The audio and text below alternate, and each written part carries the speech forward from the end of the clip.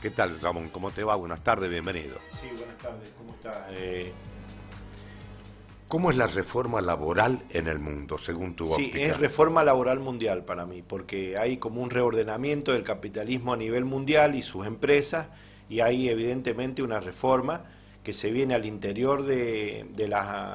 los países, sobre todo los países como los nuestros, los países periféricos, por llamarle de alguna manera, y en el que se está ensayando una reforma importante sobre los derechos de los trabajadores que todos sabemos se ha conseguido durante mucho tiempo y en muchos casos a costa de sangre. Quiero aclarar que no solamente son países como los nuestros, sino países como Francia también.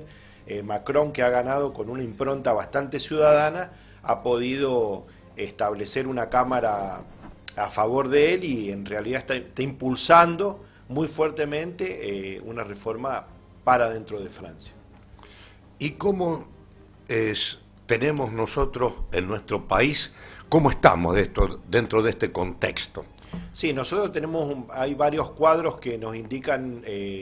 cómo viene dándose las reformas a nivel mundial. Hemos hecho coincidir 6 puntos importantes para nosotros que tienen que ver con las reformas que ya se han dado en países como Chile, por ejemplo. Ahí tenemos el primer cuadro, cómo desmonta la estructura sindical, porque,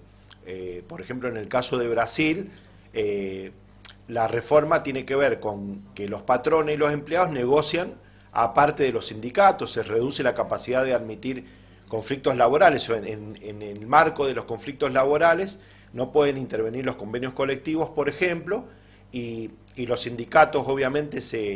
se debilitan porque no tienen la cuota sindical lógica y eso hace que sea como una cadena de ida y vuelta, o sea, se debilitan los sindicatos, por lo tanto los trabajadores no tienen quien los defienda. La segunda, que es muy importante también y que pone a los trabajadores en el medio de como una especie de vacío en donde al iniciar un juicio contra los patrones, lo tienen que pagar los propios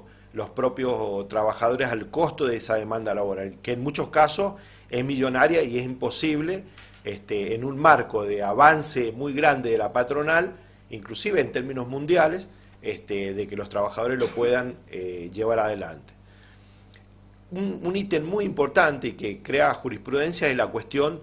de que los acuerdos, inclusive muchos pactos, en el cual intermedia el miedo, por la falta de trabajo, hay una intervención inclusive en términos de aprietes, para llamarle de alguna manera, de los patrones sobre los empleados, y que lo que hace es legalizar esos pactos o esos acuerdos que se dan entre los empleadores y los trabajadores, por encima de la ley o por encima de la Constitución, que en el caso de Brasil ya se ha aprobado,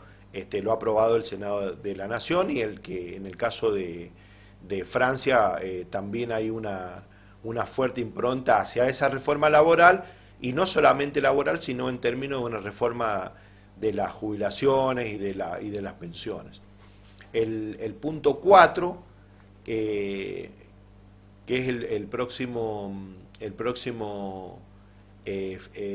cuadro, se refiere a la jornada laboral, que en algunos casos se extiende hasta 12 horas inclusive. O sea que no son 7, van a ser 5 horas más y le van a pagar lo mismo. En realidad el mundo discute, en países como Francia o España, que tienen una cantidad muy alta de desocupación, debería discutirse todo lo contrario. Es decir, debería discutirse 6 horas laborales para que la otra remesa de horas quede a disposición de nuevos trabajadores. Elimina las horas extra, establece un banco de horas convencionales. O sea, en realidad hay un avance muy grave que ya se ha discutido, inclusive en la última asamblea de la OIT, de la Organización Internacional del Trabajo, que se viene discutiendo todo esto, inclusive se vino discutiendo el derecho de huelga. Otro de los puntos muy importantes es que acorta el tiempo legal de almuerzo a 30 minutos. Es algo que lleva a la legislación laboral mundial al siglo XIX, una cosa que no podríamos admitir en el siglo XXI, en donde lo que se está discutiendo es cómo hacer para que nosotros podamos construir un mundo sin altos impactos económicos y ambientales, y en el que el trabajo pueda seguir manteniéndose. O sea, lo que te decía recién, las 6 horas esas son muy importantes, se debería discutir las 6 horas para que los otros, el tiempo restante pueda cubrir las horas de trabajo que demanda, en este caso, la industria o todas las industrias, ¿no? De distinto tipo. Ahora te pregunto,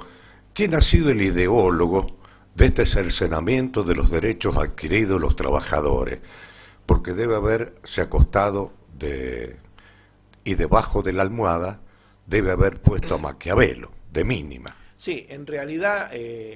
yo siempre sostengo que hay como una especie de cambio de paradigma en términos del sistema, en términos sistémicos, que se puede decir que da como resultado reformas estructurales dentro del sistema, y que una reforma importante es la reforma en cuanto al trabajo, que tiene que ver con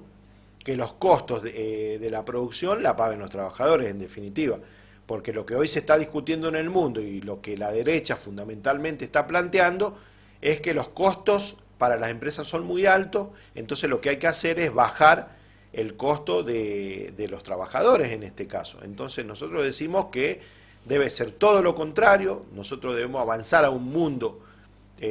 muy distinto, más justo, más sustentable, más humanizado, por supuesto, más sustentable en términos ambientales inclusive, y que tiene que ver directamente con la intervención de los trabajadores. Ahí vemos el cuadro 5, que tiene que ver con las vacaciones, un derecho que se peleó durante mucho tiempo y que las organizaciones sindicales han peleado durante mucho tiempo, y que hoy esta reforma lo divide en 3 partes, o sea, algo que es inaudito en el siglo XXI, en donde debería ser todo lo contrario. Nosotros creemos que tiene que haber una reforma totalmente contraria en términos del trabajo. El último punto, que es muy importante, porque ahí el Estado intermedia, ahí muestra cuál es la característica del Estado en el siglo XXI con relación a intermediar entre la parte de los trabajadores y la patronal. O sea, eliminar el seguro de desempleo público en 4 meses es como decir directamente que nosotros en 4 meses vamos a tener una planta de desocupados y un ejército de desocupados muy alto. Admite trabajos temporales, intermitentes, sin seguridad social, eso lo tenemos que aclarar, porque aparte de disminuir las multas para las empresas al 50%, eso le da muchísima